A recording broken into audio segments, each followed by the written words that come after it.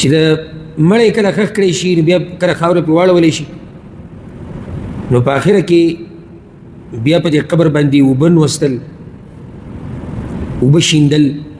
دا مستحب طریقه ده. نو سوال زموږ هغه دا دی چې دا په هر زیارت کې پې دا اوبه سړی شیندلی شي او که نه دا صرف اول پیري. دویمه مسله دا دی کله چې موږ قبر له ورشو نو چا پې ګولونه ایښودي څوک راغلی دا ګولونه اوس موږ څه وکړو دا به لرې کوو که نه پراته وایي ځکه چې بل چا ایښودي. جواب اول دا مسله یاده کوي چې قبر باندې اوبه نوستل چې کله مړی ښخ کړی شي دا مستحب دي. علت پای کې څه دی علت یاد کړئ. علت یو د جاهلانو سره علت دی وجه علت وجه چې دا خاوره او دا کاڼي چې پې تا کوم له پاسه ور واچول چې داسې شي دا جوخ شي ولګي د ځمکې سره کلک شي سیلۍ سره نه الوځي دا پکې علت او وجه ده. د بعضو سره پکې دا علت او وجه ده او عوام د ځان نه خبرې نه کوي خو چې ته چا نه به یې اورېدلي چې ګډې وړې مسلې بیانوي وایي دا اوبه چې ته به د قبر باندې ورواړې نو دا دې مړي ته رسي او هغه له فایده ورکوي او د هغه تنده ورسره ختمېږي. سوال دا دی چې تا ته چا ویلي دي چې دې ځای کې قبر کې دننه مړی تږی او بیا هغه له د اوبو ورکولو طریقه دا دی چې بره به ته اوبه وشیندې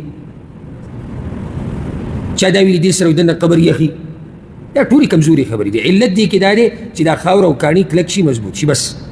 او دا کار رسول صلی الله علیه وسلم کړی کله چې د هغه زوی ابراهیم وفات شو او هغه ښخ کړی شو په باندې خاوره واچوله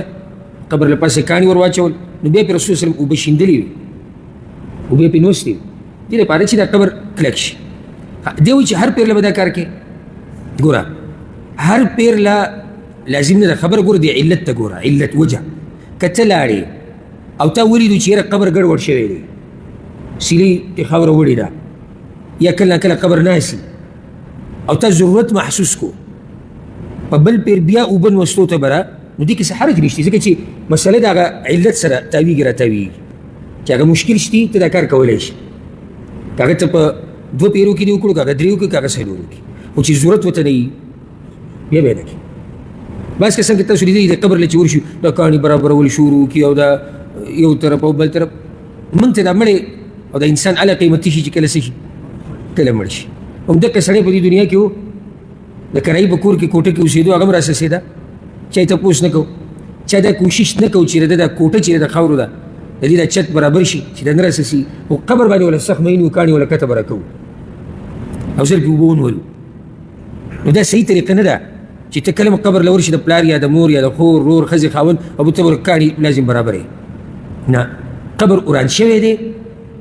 خبره دې محسوسه کړه چې دې ته ضرورت دی او کار ته او بیا ته کولی شي د دې نه بغیر نه. بله مسله هغه دا یاده په قبرونو باندې بوټي موټي ایښوده دا مسله موږ څو ځایونو کې ذکر کړي چې دا بدعت او دا